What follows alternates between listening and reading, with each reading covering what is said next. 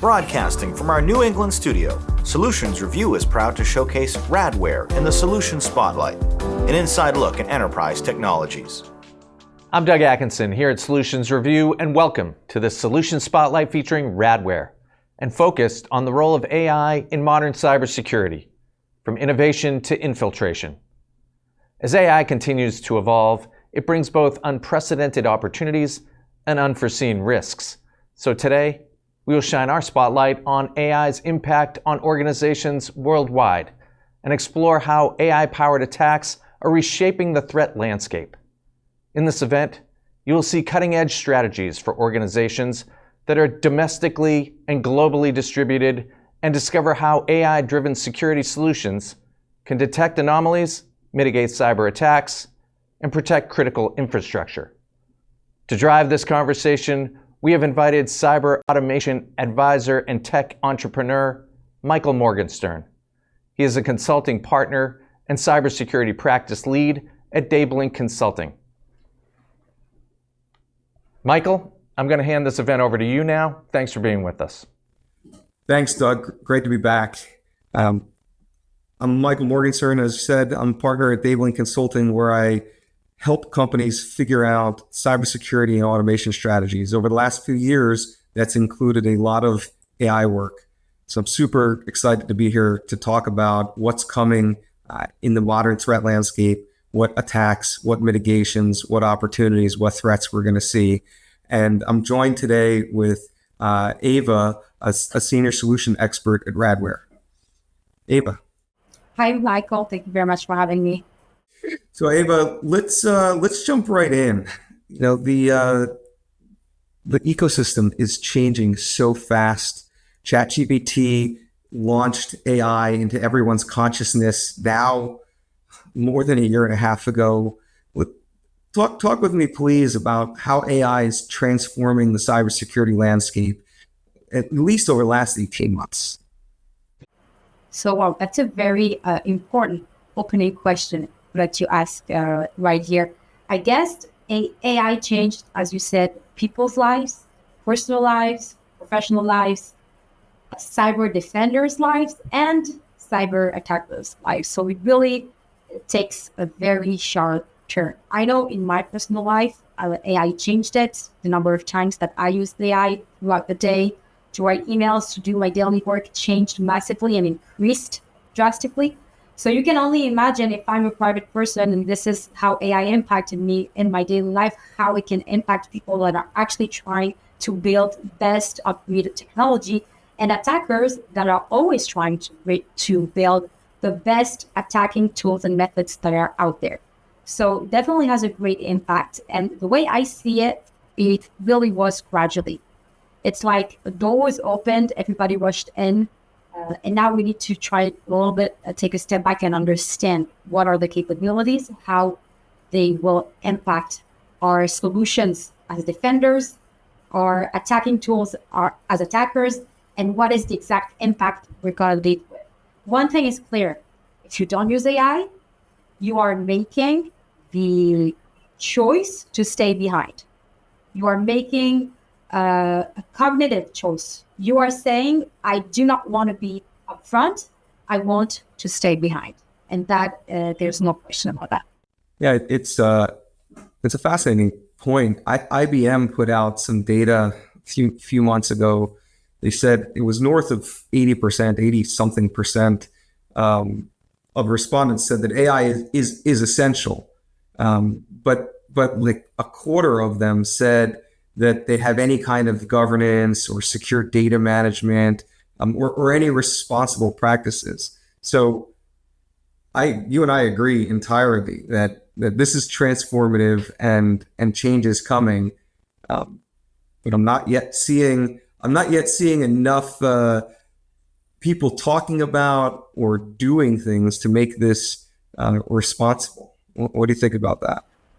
Well, it's an important point of view, because AI burst into our worlds like in 2 seconds. Everything changed, and now we really need to regulate it. We need to adapt it. We need to learn how to use it. We need to do so many things with it that we don't necessarily know how to do. because there was such out of the blue that we suddenly got all of those tools. So I can tell you that OWASP top 10 changed twice and might change even a third time this year, only trying to regulate AI threats. And it's okay. I'm not saying that as a bad thing against OWASP top 10. I think it's good. I think threat actors are taking several minutes to invent the next attack, and it takes us some time to actually adapt, to understand the threats, to put guidelines out there and try to warn the public and see how cyber defenses can adapt to those evolving threats. But I agree with you, there is a gap that we need to try and understand how we want to fix. Here. I mean, ChatGPT just gave a doctoral candidate New York Times employees emails. That was big news probably 2 months ago. You know, there was the whole DeepSeek model scandal. I don't know. It seems scary. It seems scary in the aggregate, right? Because there's so many attacks. We're reading about them every day. Scary is good for business, I suppose. But let's actually dig in and talk about specifics so that we can unpack what attacks are actually happening, what to do about them, how you deal with them. Can you would you talk about a specific example of an AI powered attack and its impact on an organization that you've seen? So that's a very good starting point, really, to understand the threats, look at the specific tools, and we actually have a full research team that is their job, essentially, to just go out there and research all day and all night, because it's changing. If you do your research once every few months, like you research any normal pre-AI age thing, that's not good anymore. You need to research every second of the day to be sure you understand what's going on out there. And one thing that our researchers have found, and right when our researchers found it, we started hearing about this specific tool from our clients that were under attacks, that were using and leveraging those specific tools. And it's one example, right? There are so many out there, but one example is actually DDoS. And one of the reasons I'll share some of the slides that I have to show you how it looks like. And one of the reasons it's that massive and that impactful, first of all, it's on GitHub. So imagine how groundbreaking that is.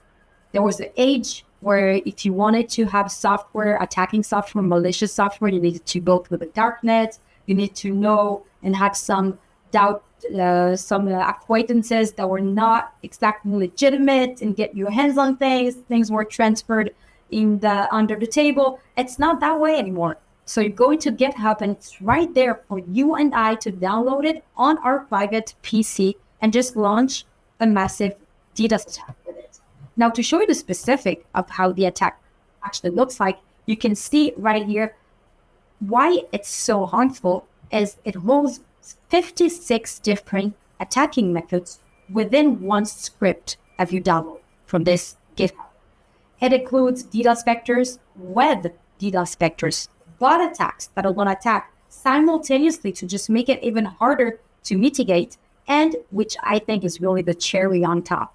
It includes built-in bypasses to common defenses out there. So for example, if you have an under attack mode by some very known provider for DDoS protection, this actually includes a script that knows to bypass this specific protection. To me, it really is next level. And we've actually checked, and every time those providers make their defenses a little bit better, they actually update the script with a script that can bypass the newer version and the newer software upgrade that they did to fix this. So it's kind of running after your tail and having all of those scripts out there that can bypass common methods that can attack you. And one thing that I got asked from the client, to which I showed that because he had some doubts whether that was the tool used against him or not.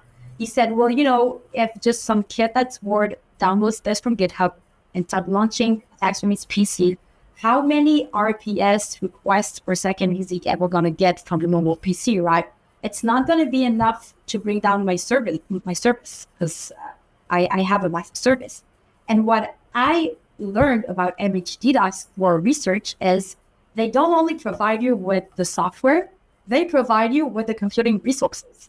So this actually activates a farm of servers somewhere that provides you all of those computing resources to end up with thousands and tens of thousands, even hundreds of thousands of requests per second while using even only your mobile phone. You don't even need a PC necessarily. To me, this is groundbreaking in terms of how AI is leveraging, how attackers are leveraging AI. And to add on to that, this was known more than 1 year ago. So imagine if this happened 1 year ago, what actually exists today with today's advancements with AI. It's scary. I'm totally there with you.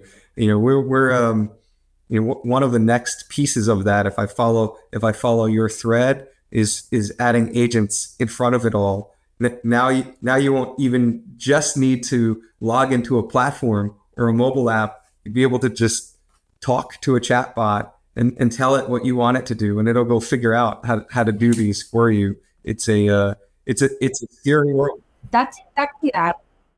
DDoS is a swarm of essentially direction of all of these computers or networks or routers, all of this information to swarm and overpower the end user. Are you seeing changes in how it's happening because of AI? Are you seeing agents involved in it? Like what's coming? So yes, and yes, to answer your questions. Like that's the short answer.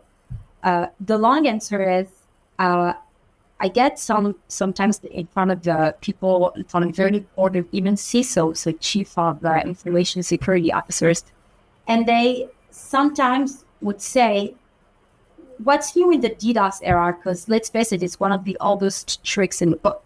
So what more can we have with DDoS, right?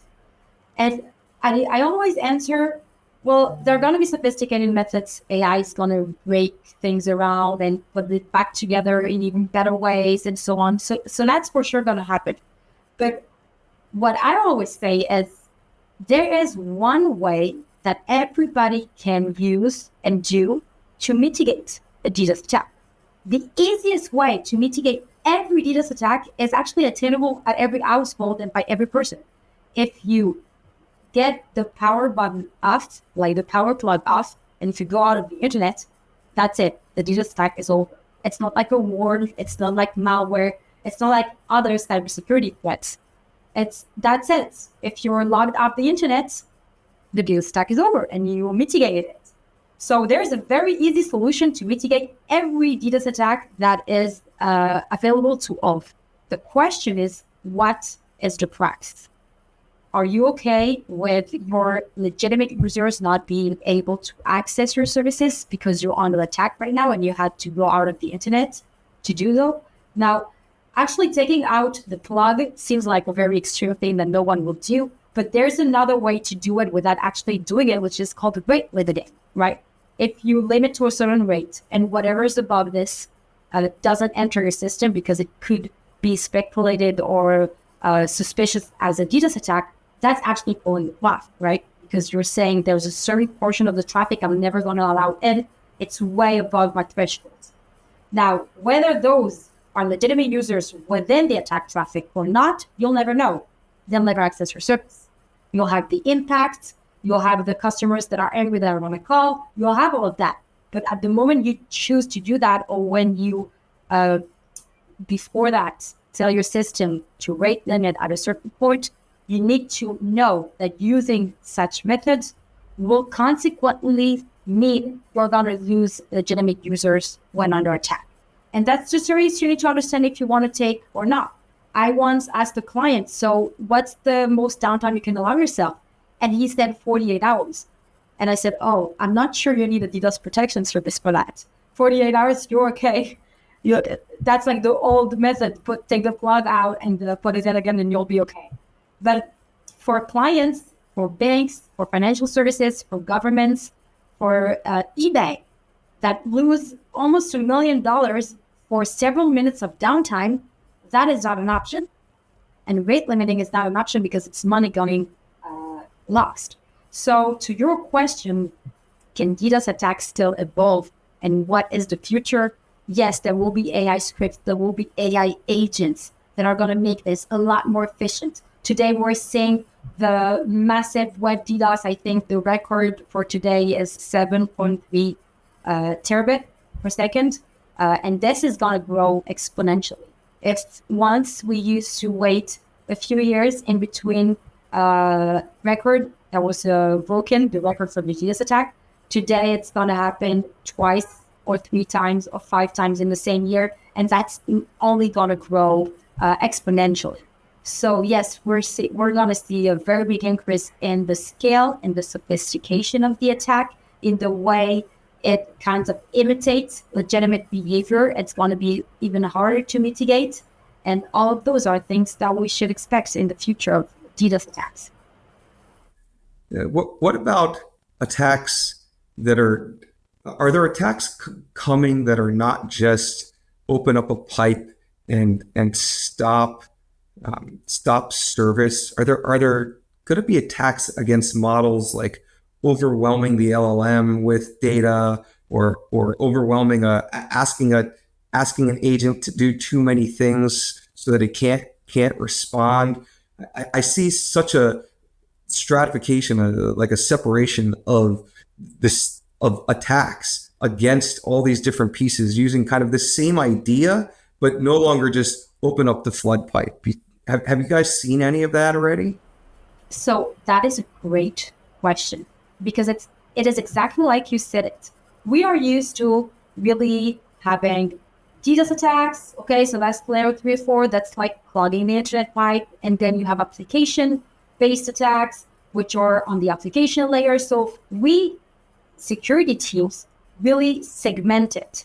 But the attackers, they don't really care. They're just looking for impact. Will they care that, okay, we segmented this way, so this is the title, and this, so this is gonna, they look for vulnerabilities and they dive right in, and they don't really care what's the name of the protection that's going to be invented to proactively mitigate from the tools that they are just segmenting. It doesn't work that way. So now what we're actually seeing is tons of what you could call DDoS attacks, because they're built on the same mechanism, which is basically overwhelming some types of service. And like you said, it could be overwhelming an LLM. How can you overwhelm it? By asking a simple prompt saying, send me a message every, I want 1,000 messages every second, and overwhelm myself. And it might actually do it and overwhelm the LLM that you are using right now. And it works the other way around, right? You can also maybe start doing disinformation within the LLM and feeding it tons of disinformation that later on, when people will ask it questions, the data will be poisoned, right? Because it's based on things that it sees. So there are so many ways you can harm LLM models. Some are like more DDoS type, some are malware types, some are application attacks, API. There are so many things that you can do. And be sure that if you and I thought of it, the attackers are 10 steps ahead and have already legitimized the tool that they're going to use to cause that types of thing. And the truth is, we're starting already to see those. And we're totally on the same page. And I am fearful for how fast DDoS is going to accelerate as we're talking about, not just bigger and bigger pipes, which we are seeing, but, like you said, a couple times a year, but now all these new ways to deny service, and bot assisted and AI assisted ways to deny service. Let's shift a little bit as the whole industry moves to the cloud.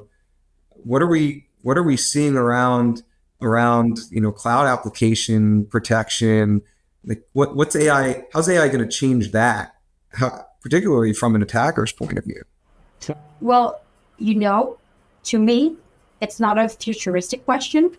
It's a very much present question. It's not how they are going to change it. It's already changing. It already has changed.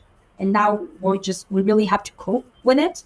And there are a few tools that were really astonishing that we discovered that is actually assisting the attack person doing that. First example, fraud GPT, which actually it's not that new, right? It was here since July 23. We're in July 2025, 2 years ago. This is existing. I still mention it because some people don't know about it, but it's a very, very old tool and it still costs nothing.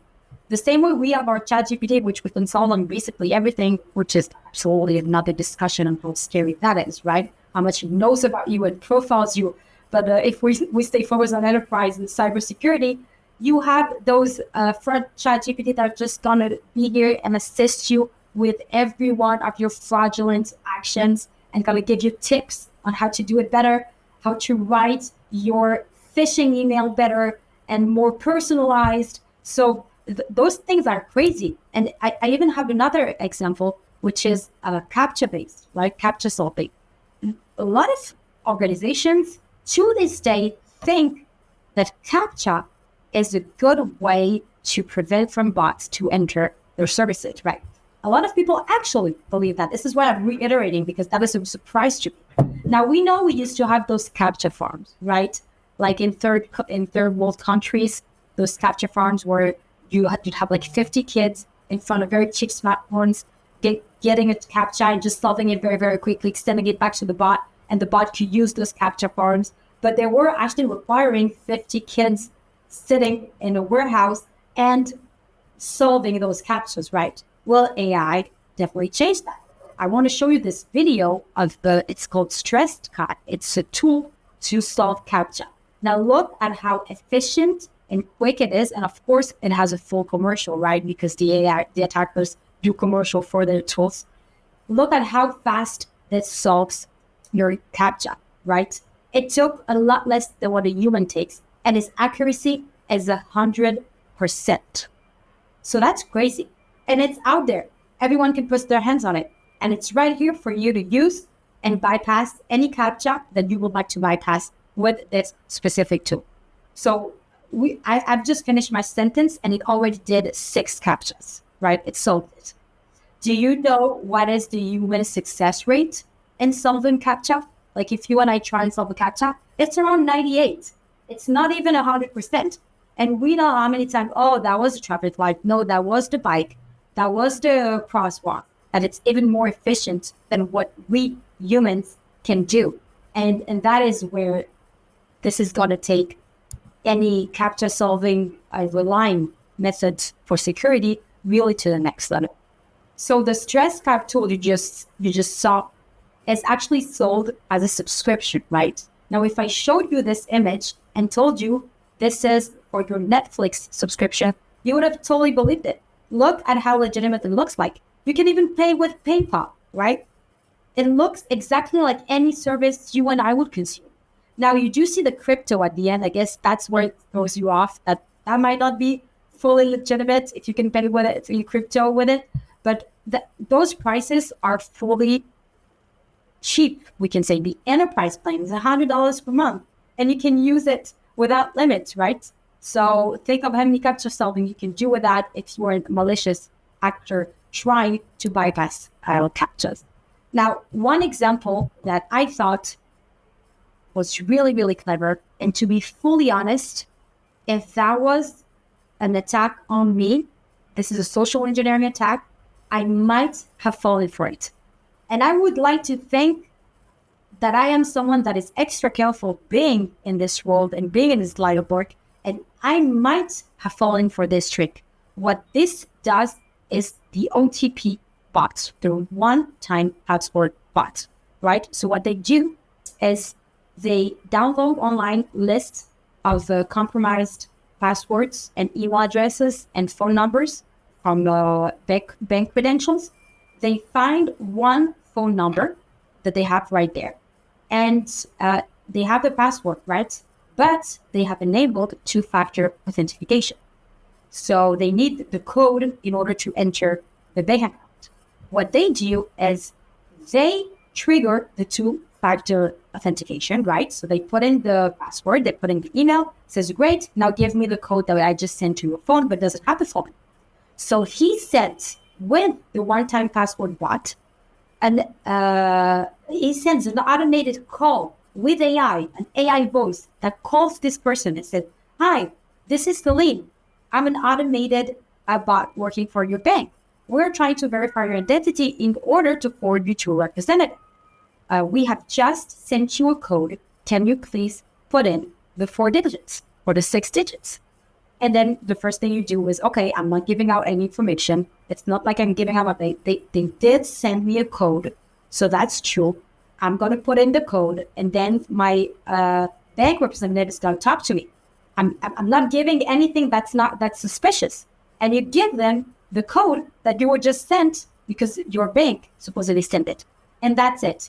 By doing that, the call cuts off and they are into your bank account completely free to do whatever they want and just transfer any money or anything they would like to do with your money. So that was a crazy one. I was really taken aback by that because I think it's done so clever that for sure a lot of people are going to fall victim to that kind of attack. Yes, again. I mean, it was last year. It wasn't even in 2025. It was in last year. There was in Hong Kong an AI fake Zoom call, fake Zoom call, right? And the bank worker transferred 25 million. If you can do that via video, text is going to be easy for AI. For sure. And they didn't even argue that it was an automated voice, right? They said, I'm the automated. So you say, okay, it admits it's automated. It's not like it pretends to be something real. So yeah, for sure. It's very crazy. So you talked both for DDoS and for cloud and application security about the attacks. Well, how's AI going to help defense? Oh, well, I guess that is a full other question. Not less important, of course. But of course, after understanding all of those threats and how one step ahead they can always be, it's a good question to ask yourself: how can AI help defenses? So we need our algorithms to be faster. We need our algorithms to not be on static rules, right? If you keep your algorithms right here to only detect what they know, well, you're going to be falling behind. Because the truth is, you're going to have new things that you don't know every day. And that is the situation that we have right now. If you train your algorithms to learn about specific anomalies that are unexpected or that are really differ from legitimate traffic, that's the only way you can actually win. So the way I like to say it is new threats emerge every day, but legitimate behavior stays consistent. And to me, that's the only way to actually make it and be one step ahead of the time. Legitimacy is one step ahead. That's the truth. So if you really model and take all of those AI algorithms to model legitimate behavior and understand it, then differing this from malicious behavior becomes easier and becomes more attainable. You can't focus on non-threats because most of the threats are unknown, will be unknown in a few hours, in a few days. You have to focus on what you know because you will keep on knowing what you know. If you model the behavior, the internet, the traffic behavior, and this is exactly what we do, modeling the behavior of our clients, learning how they use the internet, then we have a chance on trying to mitigate DDoS attacks or any other AI threats. Okay, so playing cat and mouse. This is what I heard from you. We're playing cat and mouse, constantly trying to catch up. New threats coming every day. We have a chance if we can figure out behavioral patterns, even if we have to do it in real time. We have a chance if we can stay ahead. We have a chance to stay ahead of the DDoS AI, maybe with AI. So yeah, okay, great. Tell me what else is needed to stay ahead. So, that's using known behavior and so on. That's great. It's very high level. But if you really take it down to the specifics of how I see that people can really stay protected, we take it down to 4 things. It's 4 simple steps that really anyone should notice are present and are the main course of their protections. So first of all, intelligent security, right? That's what we just spoke about. If you're not using AI, you're making an active choice to stay behind. You can bring a knife to a gunfight, and that's the point. You need to use powered by AI algorithms. You need to leverage the same technology to be protected, learn and model behavior that is legitimate, and this way you'll know exactly how to stay protected. Next thing, the integration of platforms. As we mentioned, the attackers, they don't care that you have WAF, network layer DDoS, web layer DDoS protection, some application protection software for them. Vulnerability is vulnerability. Points to go in are points to go in, points of entry, right? So if you integrate your platforms and you make correlated decisions, so you correlate the data and the different area of threats from one platform to another, you actually gain an advantage. And from separating your security to different silos, when you integrate those, then you get a real advantage because you have a stronger model that has less entry points. If they talk to each other, if you say to your bot defenses, your bot manager, I saw this bot and it's actually a bot that can be used for DDoS attacks, and then your DDoS protection talks to your bot manager, you have a lot more chances to block those attacks. And the same with application protection, right? So web DDoS attacks are on the application layer. We do see the traffic on layer 3 or 4, but the way it looks like on layer 3 and 4 seems completely legitimate. But then at the application layer, when it actually reaches it, that becomes a full-on attack vector. But if you can communicate with the defenses and correlate the data, you have more chances on being protected. Third, the consistency of the protections, right? If you have a software that's great to protect your environments that are on-prem, but not so much with your private cloud and not even present when you want to migrate to the cloud, right? If you have applications on AWS or Azure or any other cloud, then that's not good. You want to be protected across all of your environments because the attackers, they're not going to defer. Your assets on the cloud and your assets on-prem for the attackers are your assets. He doesn't really care. The easiest entry point for him will be where he chooses to attack. If you deploy consistent protection across all of your environments, you do stand a chance and you do get a stronger protection, and that's more tight and has less entry points as well. And fourth, there's nothing better than knowledge, right? If you have experts for your side that know these attacks, that have mitigated those attacks already 10 times this day and know what they're doing and seeing those every day, this really brings you to being one step ahead. Because with 24/7 security and models that learn and know and are aware and really benefiting from attacks of others and being proactive and knowing, okay, this happened to them, it's not going to happen to me, and have experts that already know that, we will really stand a chance for better protections. So this is for me like the 4 pillars or milestones that any organization should be taking in order to stay protected. That sounds great. I'm glad to hear you guys are thinking about it, and yeah, the correlation to me seems to offer the most promise if we can get it right. Not to say all of the others aren't necessary. They're all necessary, like you said, kind of to build the foundation. But as you guys figure out how to do this correlation, I think that's what offers hope in the near term. This is great. I mean, do you have any closing comments? Please offer them. I guess first of all, as we mentioned, the attackers don't really care about security silos and so on. And I know this is a big pain in all of the security people. So just reiterating, avoid them at all costs. Silos are not good, neither for you, neither for your protection. They are very, very good for the attackers, and that's something that we don't know. And really, I guess, question yourself. If you're relying on the same protection for the last 3 years, something is not good. If the attacks have evolved that much over the course of the last 2 months or 3 months, and you're relying on protections from 3 years ago, something is not right. So really always question yourself.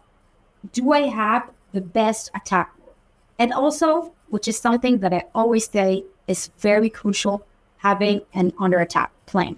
Really making a plan ahead of time of everything that you will do and that you will say whenever you are under attack.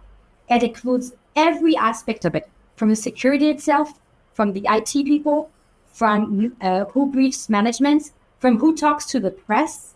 All of those need to be clearly considered when you are calm and collected and not under attack, and you know what are the exact steps. Because let's face it, almost every organization is going to be under attack in the next 1, 2, 3 years. So better have a plan ahead that's going to guide you whenever that time comes.